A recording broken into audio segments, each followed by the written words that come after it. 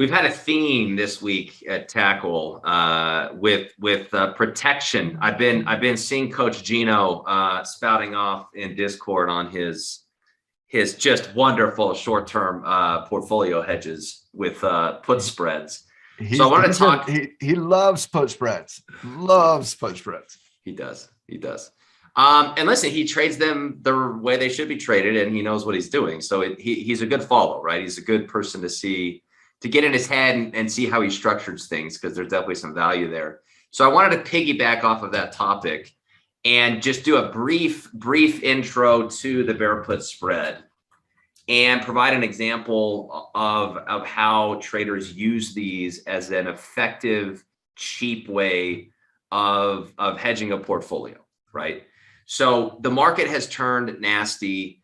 We've been breaking support levels. In an environment like that, if you want a strategy that you can add to the portfolio that gets you bearish on the market, that makes money if the market goes down, this is probably I don't want to say the best way, but I do want to say the best way, because it mitigates a lot of your volatility risk. The cost is lower. So let me dig into this. The classic way that people hedge, or that institutions hedge, like the first strategy you learn is buying a protective put, right? So I'm going to buy a put on the S&P or the S&P 500 index to hedge a portfolio. And I don't want to get too sidetracked with like how many puts do you buy and all that, but suffice it to say, you could buy puts on the S&P. It's a bearish trade. It makes money as the market goes down. And certainly that's been something in play over the last week. The S&P, if we go backwards here, remember that the Jerome Powell had some commentary on April 21st, effectively saying, listen, we're bringing out the big guns. We're going to kill inflation. Don't you worry. But there may be some casualties, okay? Stocks may have to go down because we're more concerned about inflation. And the market's like, okay, well, we kind of already knew that, but we're going to freak out anyways. And so you get this big sell-off over the last 5 days. So obviously, anybody who's owned any kind of hedge or insurance type of product is taking a victory lap right now, because you just had a very large 4 or 5 day decline, especially yesterday, right? So you could see where the market started to get nasty last week. You had a lower pivot high. Like, there were some technical signals that certainly could have justified pulling in the horns, whether you close bull trades or add bear trades or some combination thereof. I think you could have justified that, right? The technical supported that decision. We'll see if it's as effective going forward, but this might have been a strategy that you could have used for that purpose, right? For that purpose. The problem, or at least the trade-off with just buying a put, is that they can get expensive, right? And so what if the put is too expensive to buy as insurance? I mean, to be honest, everybody kind of wishes they just straight up bought puts and went aggressively bearish a week ago, because they really would have paid out. The problem is the last 5 days are kind of an anomaly. You don't always see the market drop 5, 6, 7% in a straight line. So yeah, if ever there's a time that buying puts really pays out, it's an instance like this. The challenge is, what about the other, however many episodes you have of downturns that don't go down as far, right? Or they just go sideways. The long put can just punch you in the face aggressively, okay, if you're wrong. You lose money really fast. So it's like a high risk, high reward way of hedging a portfolio.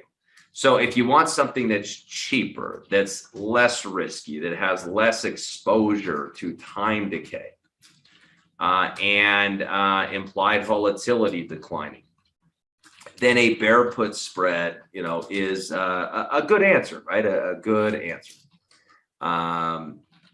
is an answer. Okay, so the structure here, right? So the structure of the trade is you buy a put option, and You can buy long-term puts, you can buy short-term puts. It kind of depends.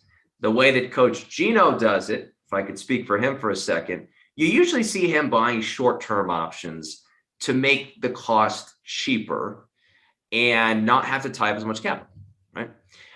So in today's example, I'm going to use like a front month, if not maybe just a weekly option, right? If you really want to skew the risk reward. So you're going to buy a put. Usually it's out of the money. Okay. So we're going to buy an out of the money put. But then to reduce the cost, we're going to sell a further out of the money put.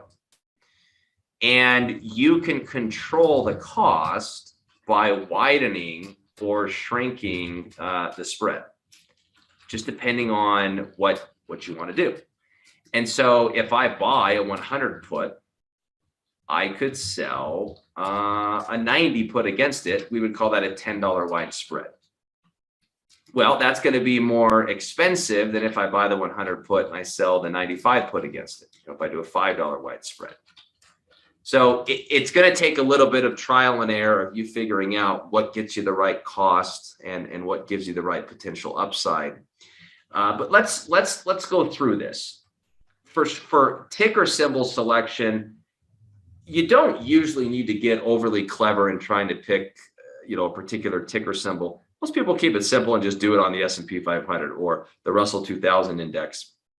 Because if you pick an individual stock, you run the risk that the market tanks, but the stock you picked goes up. So even though you were right that the market was going to go down, you picked the wrong underlying to place your hedge on. And so it's like, I don't want that to be a potential outcome. Let's take that off the table and let's just go with the index. So if I go to SPY, just to keep it simple, it's at 420. Now, if I go to the May monthly, and I look to buy an at the money put, it's like $1,000. That's a lot of money. And so I may say, listen, I want to hedge, but like, I don't want to pay an arm and a leg for this thing. Let's make it cheaper. Well, you can buy an out of the money put. You can come out here and buy a 410 put, and that's $700 instead of $1,000, right? Or you can go even further. But the challenge is if you buy a way out of the money put, it's not very responsive to a drop in the market. Like we'd have to crash for that insurance policy to pay out. So I want a Goldilocks thing where it's out of the money, so it's not too expensive, but it's not so far out of the money that it has such a low delta that it's not effective, right? So you kind of be the judge there, but I'm going to maybe anchor on, I don't want to go any lower than 405, right? I don't want to go any lower than 405. That's what's that, $15 out of the money. I'm 2 ATRs out of the money. Okay. So I'm going to buy that 405 put. What's $600? It's not terrible. But there's a lot of time decay risk on that. And there's a lot of volatility exposure. So if implied volatility goes down, this put's going to shrink in value pretty aggressively. So to offset that, I bought the 405. Maybe I come out and I sell a 390 put. I'm just going to sell an out of the money put against it. Maybe I sell the 390. And now I've built a $15 wide spread for $2.65. So I didn't buy an at the money put for $1,000. Didn't even buy an out of the money put for 600. I bought an out of the money put spread for $267. And if you look at the risk reward,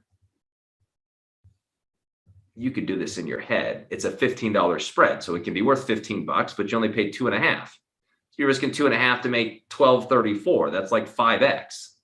And so I can make 5 times my cost. Now, I don't think it's going to go down to 390, but the point is if the market did implode, I've got a very effective hedge, a cheap hedge, which can explode in value if the market really gets whacked. So if the market doesn't get destroyed, I'm not out a ton of money for the hedge. And if the market does get destroyed, the hedge does its job and it makes a good chunk of money to help offset other losses. So that's the basic idea. That's the basic bear put spread. So now you can just tweak it. And so often when you see Gino mention these things in Discord, he likes to razzle dazzle with like really asymmetric plays where you're risking a very, very small amount to make like a boatload, right? So how would you increase or lean into the asymmetry here where you're risking even less to make even more? Well, you could do it by going further out of the money. Like I could build a bear put down at 400 or 390, and that would be even cheaper and have more upside. Or you can shorten the duration. So instead of buying a May option, you could buy a 1 week option. So if I tried to do the same thing, but I said, listen, let's go for the gusto here. I'm concerned for the next 5 days. I'm just going to buy a 5-day spread. Well, I mean, I don't know that you need to go to 400. What did I do on the last one again?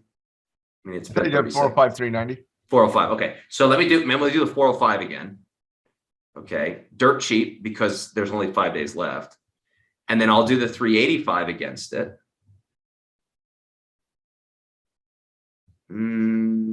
Yeah, let's do it. So I think on this example, Ty, you're basically saying market break support, Apple is terrible, and I want to be aggressive on the downside hedge for a very cheap way. Oh yeah. So now I'm risking 85 cents to make $2,000, right? So it's like, wow, like what's not to like? Well, I mean, potentially nothing. I mean, maybe you love the thing, but you just have to recognize you're buying a downside lotto ticket, and most likely the market's not going to implode, and you're out 50 to 80 cents. But if it does implode, you feel like, wow, this lotto ticket really paid off. And I can pound the table and beat my chest and say, hey, I was effective in the way that I structured this to make sure that if, that I'm not at the end of the week and be like, well, I didn't make money because I spent 10% of my portfolio in insurance. Nope, super cheap bet. Would have been effective if we imploded. We didn't implode. So, you're out a little bit of money, but it gave you the peace of mind.